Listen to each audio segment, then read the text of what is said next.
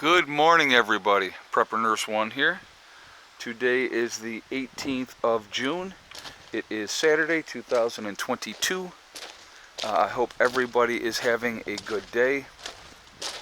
It is chilly here today. We're in the 50s. Now here's, you can't tell because you can't see it, but I don't make you can see the shimmer off the stack. I actually have a fire going in the house today. It was that chilly this morning. Definitely very, very chilly in the house, and so I'm like, well, I will go ahead and start a fire in the middle of June, actually later June, and we have a fire going today. It's crazy, but hey, what are you gonna do? If it's cold, it's cold. So you start a fire. There's Mr. Mac chilling out. All right, so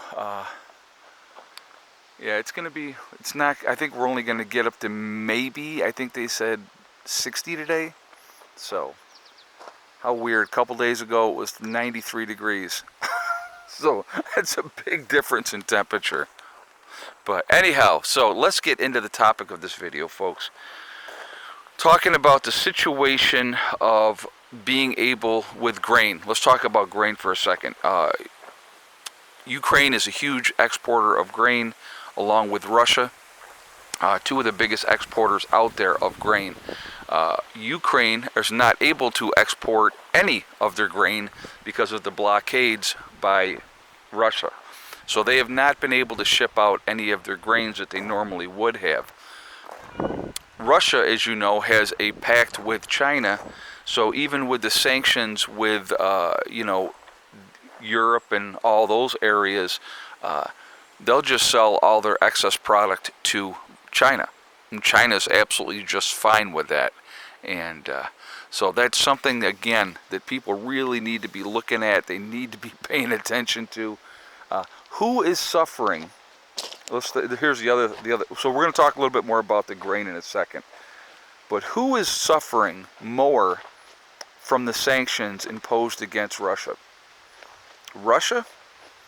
Europe? The United States? Just a couple of ideas, just so you guys know.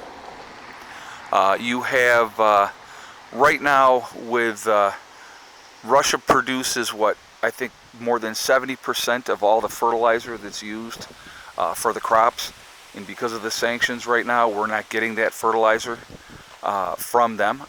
So that hurts us. That hurts the farmers. They're not able to grow. The price of fertilizer has gone through the roof, making it to the point where some farmers have let some fields go to seed this year because they cannot afford to be able to, produce from those fields because they don't have the materials that they need. That will have a direct effect on things. You have the exports of, like I said again, the wheat. If it's not going to the countries that need to have that wheat to survive, that affects their bottom line and their livelihoods as well. So those are things that people need to pay attention to. You look with the sanctions and how they're trying to stop using Russian oil in Europe. That's affecting them pretty bad there. It's costing them more than what it would, and everybody knows what the freaking oil and gas prices have done. It has gone a little bit crazy. So who's getting hurt worse? So that's kind of my question. Who is suffering more? The rest of the world or Russia? Now, obviously, they're saying that there's an impact on Russia.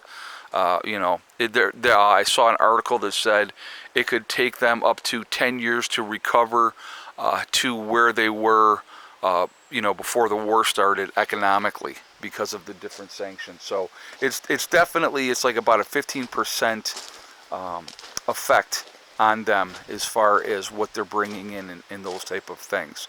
So there's definitely an effect because of that. But again, who suffers realistically? Everyday average citizens suffer from Ukraine, from Russia, from Europe, the United States, because everything gets more expensive. The big politicians, they never suffer, guys. Just, I want you to know that. I mean, that's a reality. Anything that happens that does not affect them, because they have unlimited funds and they can do whatever they want to do. So they're not worried, trust me, they could care less.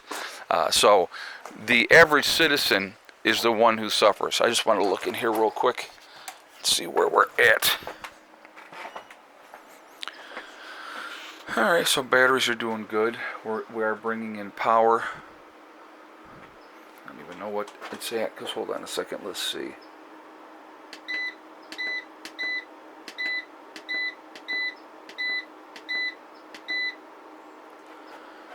Okay.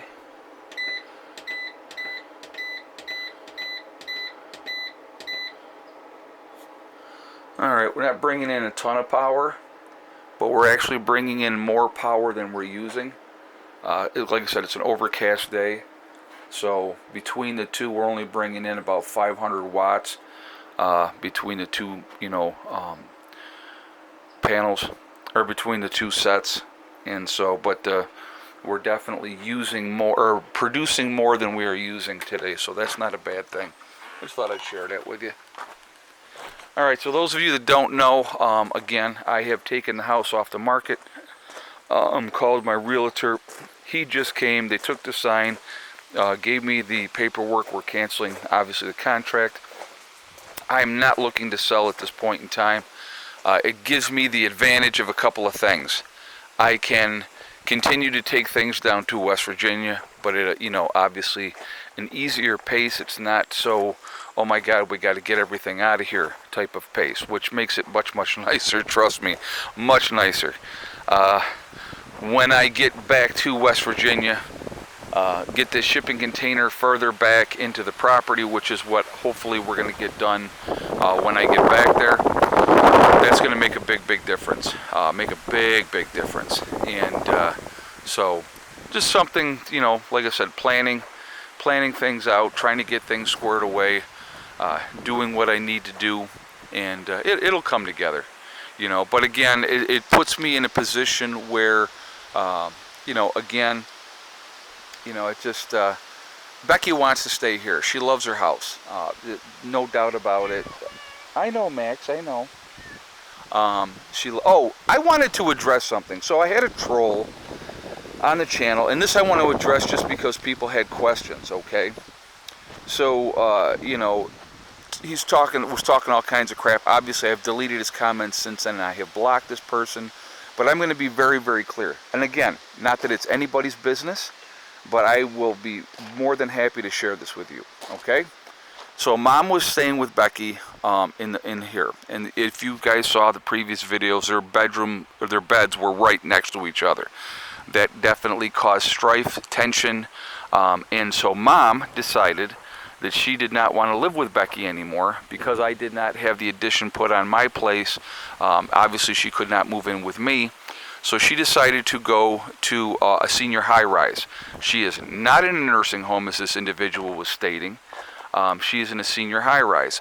My niece lives in the town of Batavia, and so my niece is right there for my mom. So it's not like Mom has been abandoned, because she has not been abandoned. My mother and I still talk all the time, generally daily. And she has stated to me that once I build something in West Virginia, she would like to come down there. So for this scumbag who was on there saying that I dumped my mother in a nursing home and got rid of my mother, that's blatantly false. Just trying to cause trouble. So I wanted to clear that up with you guys so that you would know the truth of what was going on. When you have two females living together in close proximity, sometimes there's issues and they don't get along well. And that was the case. Becky is very strong-willed. My mother is very strong-willed. My mother wants things her own way, and she wants you to do it exactly when she wants you to do it.